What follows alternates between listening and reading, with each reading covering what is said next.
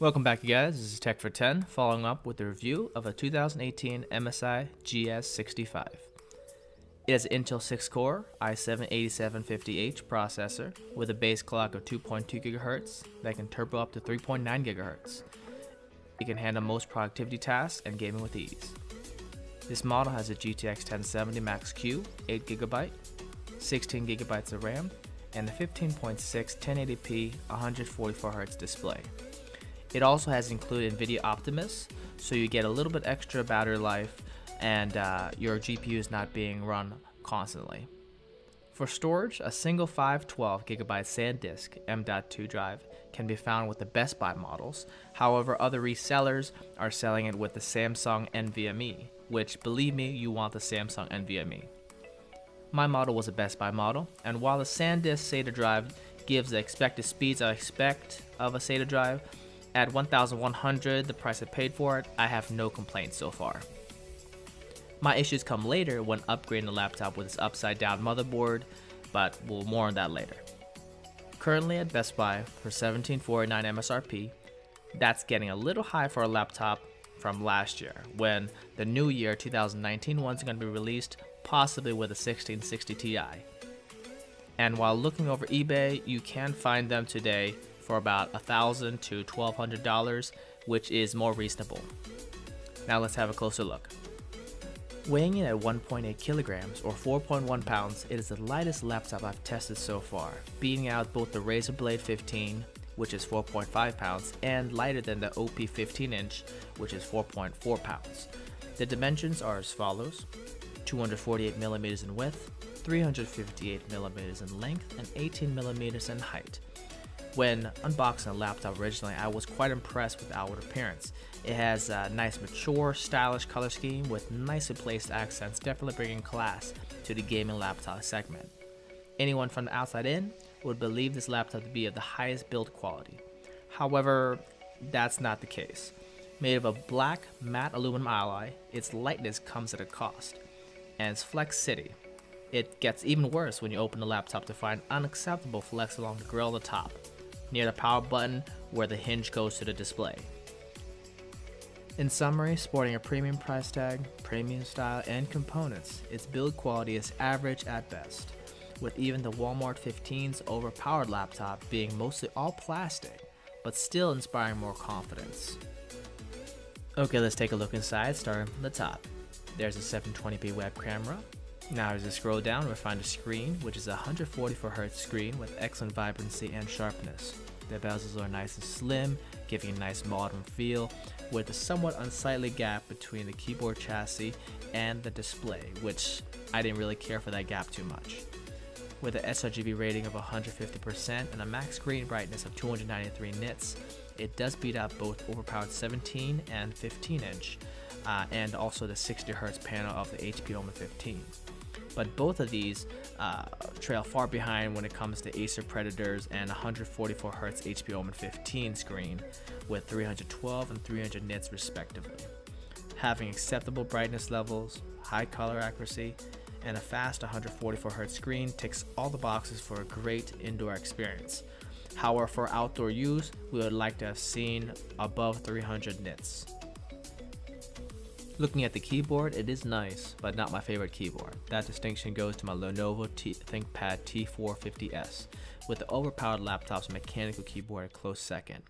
Now the SteelSeries keys are quite nice, and the software complements it nicely. With a nice RGB control, it gives you 16.7 million colors that can spread across the keys. The software allows you to create custom colors to the individual lit RGBs and also lets you create macros as well. However, after a while of using the keyboard typing this review, I did get quite used to it and I'm a little bit less critical of it now.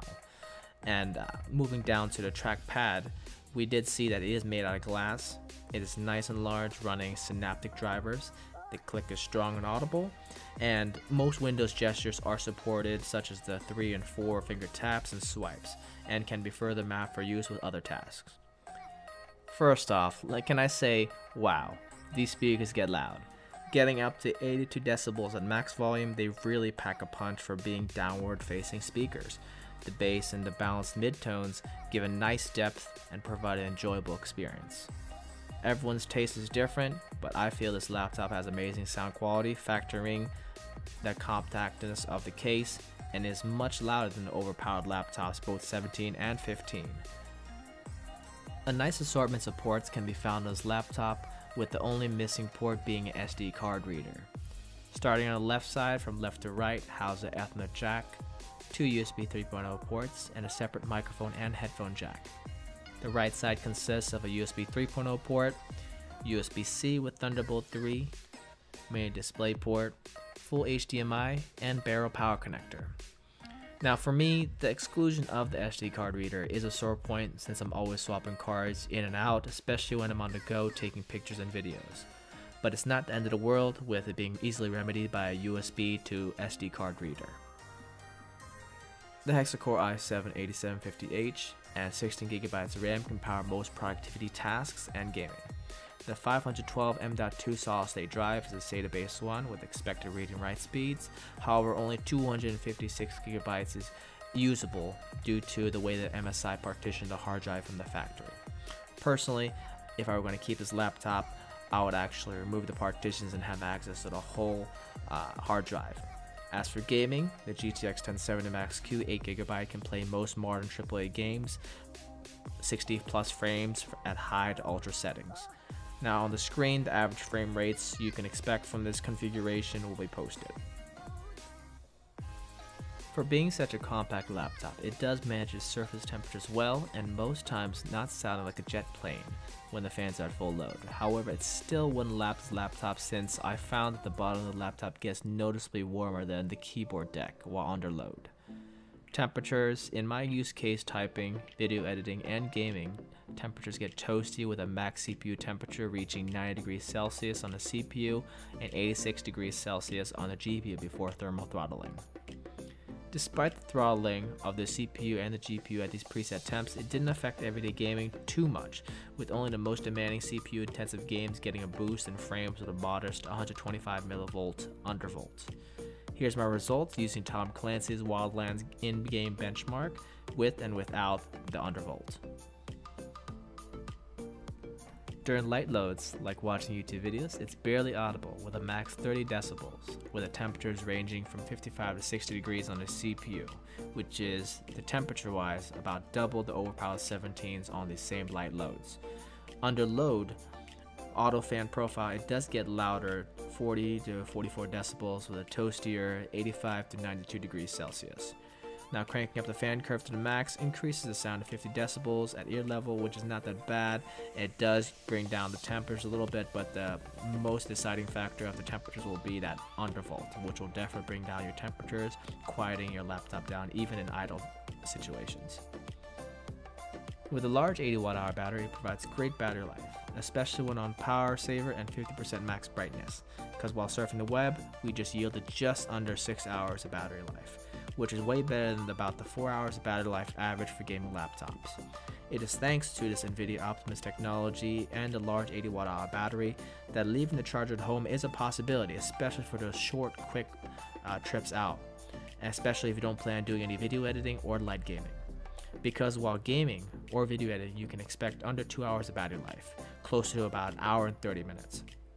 As a side note, MSI included a neat feature right next to their power button, an LED light that changes color based on the graphics process being used.